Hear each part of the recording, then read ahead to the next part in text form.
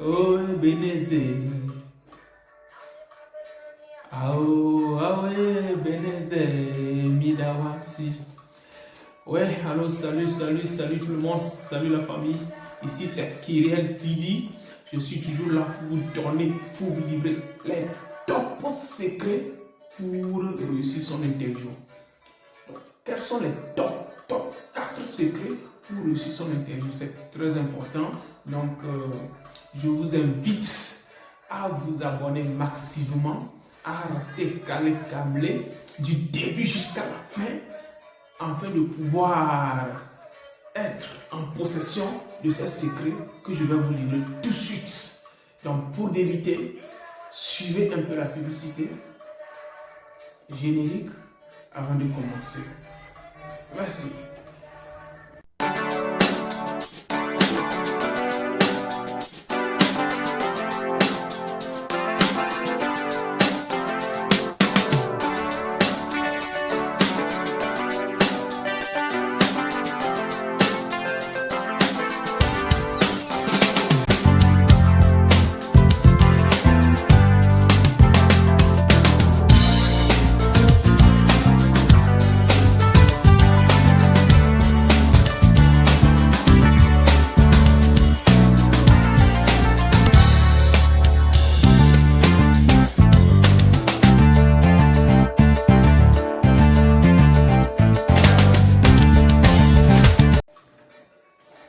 Donc, comme je vous l'ai annoncé plus haut, restez toujours à l'écoute, suivez la vidéo jusqu'à la fin pour avoir ces top 4 secrets pour réussir son interview.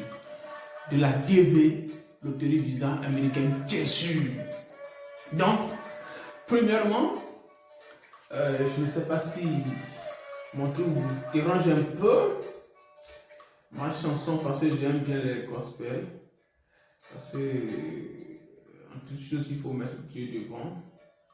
Oui. Donc, premièrement, je vais vous dire que la première chose, parce que c'est la quatrième information qui est très importante. C'est pour cela que je vous invite à rester toujours, suivez toujours la vidéo jusqu'à la fin pour être en possession du quatrième secret.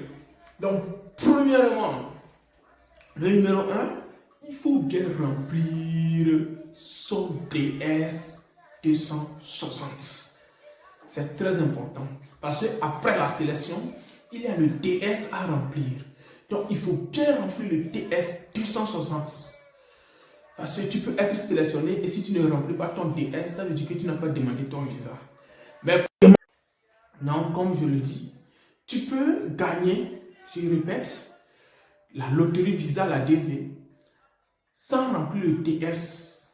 Quand tu ne remplis pas ton DS 260, ça veut dire que tu n'as pas demandé ton visa. Ça ne te plaît pas de rentrer aux USA. Parce que c'est une opportunité.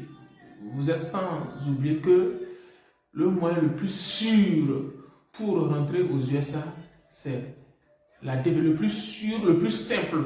D'ailleurs, ce n'est pas le plus sûr parce qu'il y a d'autres moyens aussi le plus sûr.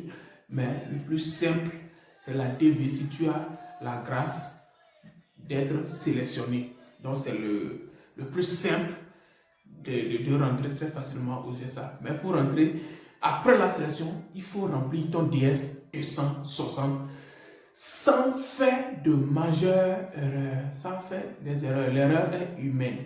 Ben, c'est pour cela que je dis sans faire de majeures erreurs. C'est très important. Donc, comme conseil, je vous dis d'être suivi toujours, d'avoir un suivi sur vos dossiers, d'avoir quelqu'un qui va suivre vos dossiers du début jusqu'à la fin. Donc, si vous n'avez personne, essayez de laisser en commentaire qui est Didi, je n'ai personne pour me suivre du début jusqu'à la fin. Pouvez-vous m'accompagner durant tout mon processus de la DV? Nous sommes là, je suis disponible pour vous accompagner. Je vais vous donner mon email, vous allez m'écrire, on va s'échanger sur WhatsApp. Il n'y a pas de problème. Donc, nous sommes en train d'apprendre et on ne finira jamais d'apprendre.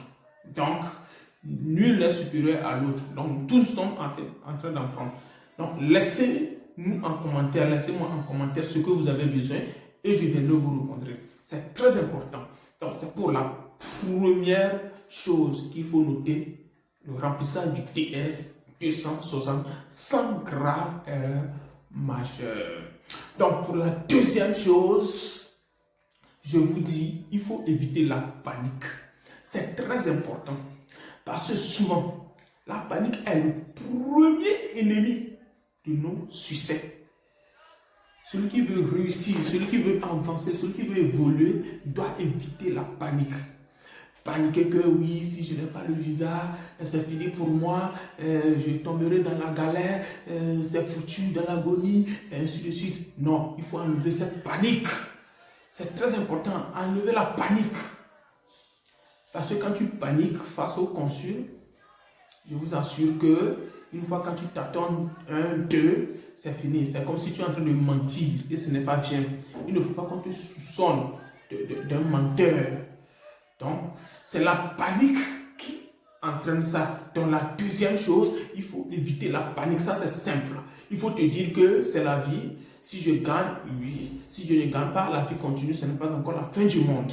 Donc, quand tu as cette idée dans ta tête, tu verras que tu seras à l'aise le jour J face au consul pour pouvoir triompher, pour pouvoir décrocher ton sésame. C'est très important d'éviter la panique. C'est ce que j'ai à vous dire. Mais troisième élément, il faut toujours que tu sois bref. Bref. Le jour de l'interview, il ne faut pas faire des phrases. Non. Je vous donne un exemple. Vous pouvez être le jour J devant le consul. Il vous pose une question, par exemple. Quel est votre nom?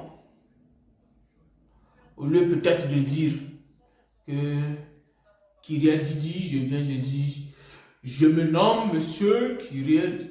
Bon, c'est trop de phrases. Il faut être bref. Kyriel Didi. Et ce que je vais dire ici, pour éviter, c'est-à-dire il faut être bref pour éviter de créer d'autres questions, d'ouvrir une porte ou bien une parenthèse pour d'autres questions. Il faut être bref. Qu'est-ce que je vais dire aussi là-bas? C'est que peut-être le consul te demande, est-ce que tu as un fiancé? Oui, à ton âge, à mon âge, je dois avoir un fiancé. Une fiancée, je me suis, je dois l'avoir. Ou bien, toi, la fille, à ton âge, tu dois avoir un fiancé. Donc, on te demande, est-ce que tu as un fiancé ou bien tu as une fiancée? Et tu dis, oui. Ça ouvre encore une autre parenthèse pour le consul de te poser, oui, quel est l'âge de ton fiancé, quel est le nom de son papa, comment il s'appelle, il est né où. Voilà, il faut éviter ça. Il faut être bref. Tu as un fiancé? Non.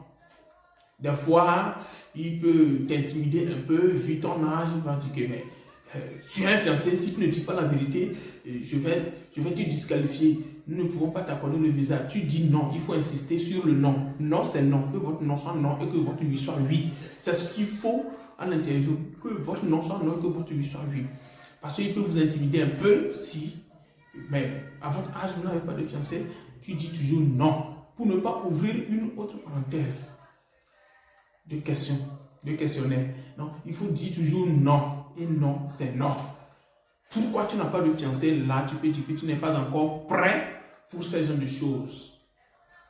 Mais ça peut arriver qu'il te pose la question, est-ce que tu étais dans une relation par après? Là, vu ton âge, tu ne peux pas dire que tu n'as jamais fait ce genre de relation. Mais si tu dis que tu n'as jamais fait ce genre de relation, il faut attribuer quand même peut-être l'église à côté que dans votre église. Si tu n'es pas prêt à se marier, à faire le mariage, il ne faut pas quand même entamer. Ça, c'est une parenthèse.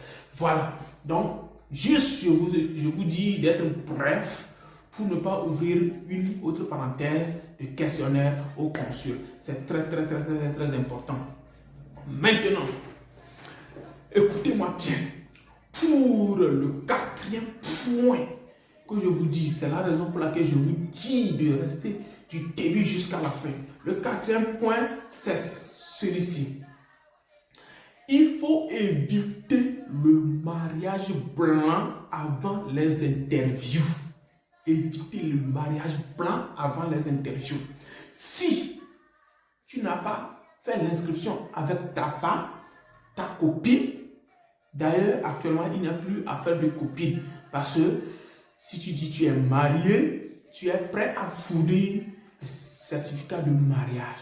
Donc, si tu n'as pas fait l'inscription avec ton époux ou ton épouse, il faut éviter le mariage blanc pour que coûte que coûte, tu puisses aller avec ton épouse à l'interview. Non, il faut éviter ça.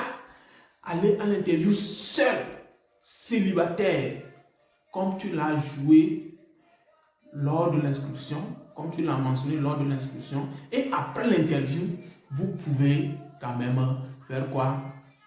Vous pouvez faire votre mariage paisiblement, en joie et surtout parce que le sésame est déjà dans ta poche.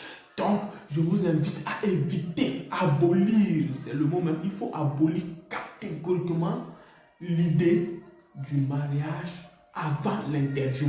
Parce que c'est très important. Il ne faut pas, à cause de l'argent, faire des mariages blancs, faire ce qui va vous disqualifier lors de votre entretien à l'ambassade. C'est très important parce que c'est votre vie qui est en jeu. Donc, restez toujours serein et surtout crédible du début jusqu'à la fin. Je vous remercie. Je vous invite à vous abonner massivement, à activer la cloche de notification afin que chaque fois je vous livre ces petits secrets pour que nous tous, main dans la main, nous puissions aller loin. C'est très important.